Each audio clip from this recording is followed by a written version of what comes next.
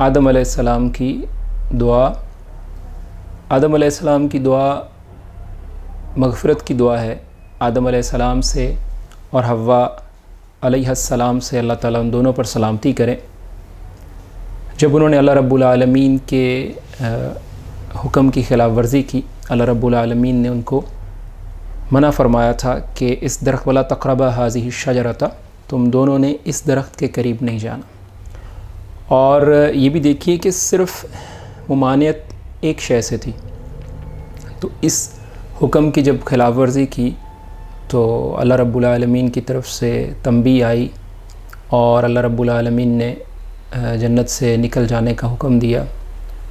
تو آدم اور حوا علیہم السلام دونوں نے اللہ رب العالمین سے مغفرت کی دعا کی، اللہ رب العالمین سے معافی طلب کی، اللہ رب العالمین کے سامنے اپنی کوتاہی رکھی اور اللہ رب العالمین سے معافی کے خواستگار ہوئے. تو جب بھی کسی بندے سے کوئی کمی ہو جائے، کوئی کوتاہی ہو جائے، تو اس کو آدم علیہ السلام کی یہ دعا یاد رکھنی چاہیے. اور اس دعا میں سب سے پہلے تو یہ غور کرنا چاہیے کہ اس دعا کے الفاظ کیا ہیں.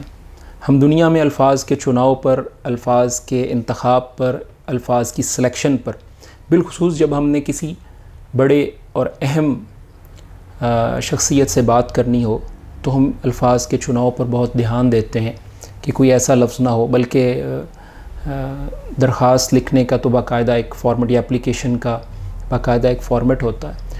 تو آدم علیہ السلام نے گویا دعا کا، مغفرت کی دعا کا اور معافی کی دعا کا ایک کے الفاظ اور ایک طریقہ کار ہمارے سامنے رکھ دیا. تو سب سے پہلے جو ہے قال، یہاں سے ابتدا ہوتی ہے کہ ان دونوں نے کہا. تو گویا اگر غلطی آدم اور حوا دونوں سے ہوئی تھی تو دونوں نے اپنی غلطی کی معافی. ربنا، اے ہمارے رب. تو اس میں اللہ رب العالمین کی بڑائی کا اعتراف ہے، اللہ رب العالمین کو رب ماننے کا اعتراف ہے. رب کون ہوتا ہے؟ پروردگار، مربی، پرورش کرنے والا، پلانر، پرووائڈر، مالک. تو اللہ رب العالمین کے سامنے جب دعا کی جا رہی ہے تو اللہ رب العالمین کی بڑائی کا تصور سامنے رکھا جا رہا ہے کہ ربنا، اے ہمارے رب، ظلمنا انفسنا.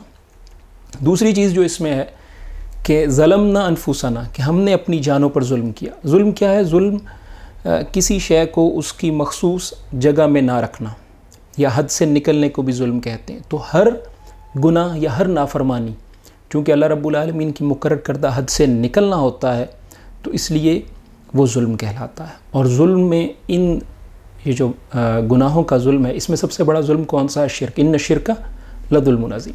تو ربنا ظلمنا انفسنا، کہ ہم نے اپنی جانوں پر ظلم کیا.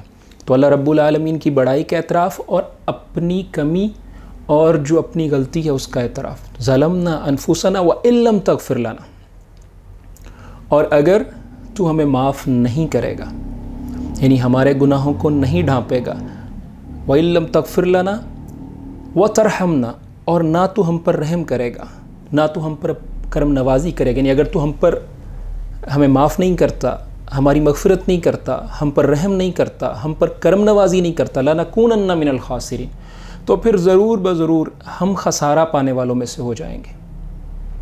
تو ہمارے نزدیک خسارہ یا لاس آج کی دنیا میں جو معروف ہے وہ یہی ہوتا ہے کہ انسان سمجھتا ہے کہ میرے کچھ پیسے کھو گئے، میرا کچھ مالی نقصان ہو گیا، تو یہی نقصان ہے. لیکن آدم علیہ السلام نے یہاں یہ بات بیان کی کہ اگر اللہ رب العالمین میری اس دعا کو، جو کہ مغفرت کی دعا ہے، وہ قبول نہیں کر رہے، تو اس نافرمانی، جو اس کوتاہی اور اس نافرمانی کے لیے کی مغفرت طلب کرنے کے لیے میں نے اللہ رب العالمین سے جو دعا کی ہے، اللہ رب العالمین اس کو اگر قبول نہیں کر رہے تو میرے لیے خسارہ ہوگا. تو بہت بڑا خسارہ ہے کہ انسان اللہ رب العالمین کی طرف نہ پلٹے اور اپنی غلطی اور کمی پر برقرار رہے، اور یا اس غلطی اور کمی کے ساتھ جیتا رہے. تو سب سے پہلی جو بات سمجھنے کی ضرورت ہے کہ دعا کی توفیق ہونی چاہیے. جب دعا کی توفیق ہوتی ہے تو دعا قبول بھی ہوتی ہے. اسی طرح توبہ کی توفیق ہونی چاہیے. جب توبہ کی توفیق ہوتی ہے تو توبہ قبول بھی ہو جاتی ہے. تو اگر ایسا نہیں ہوتا کہ انسان دعا نہیں کرتا، انسان توبہ نہیں کرتا اور اسی غلطی اور کوتاہی پر ڈٹا رہتا ہے، تو آدم علیہ السلام کے الفاظ پر غور کیجئے کہ اگر اللہ رب العالمین وَإِن لَّمْ تَغْفِرْ لَنَا وَتَرْحَمْنَا لَنَكُونَنَّ مِنَ الْخَاسِرِينَ، ہم کہاں جائیں گے، ہم کیا کریں گے کہ ہماری اگر مغفرت نہ ہوئی، ہم پر تو نے رحم نہیں کیا، تو ہم تو سری خسارہ پانے والوں میں سے، سری نقصان اٹھانے والوں میں سے ہو جائیں گے، لاس ہو جائے گا ہمارا۔ تو جب بھی کمی اور کوتاہی ہو جائے تو پھر یہ دعا ان الفاظ کے ساتھ کرنی چاہیے۔ آدم علیہ السلام کی دعا ہے، مغفرت کی دعا ہے۔ آدم علیہ السلام کی دعا کو اللہ رب العالمین نے قرآن کریم میں ذکر کیا ہے تاکہ بندے تا قیامت اس دعا کو اپنے پیش نظر رکھیں جب بھی اس طرح کا کوئی معاملہ پیش آئے۔ تو آدم علیہ السلام کی دعا قبول ہوئی، یقین قبول ہوئی۔ فَتَلَقَّىٰ آدَمُ مِن رَبِّهِ كَلِمَاتٍ فَتَابَ عَلَيْهِ، تو آدم علیہ السلام نے یہ جو کلمات یہ سیکھے بھی اپنے رب سے تھے، تو اللہ رب العالمین ان کی توبہ کو قبول کیا۔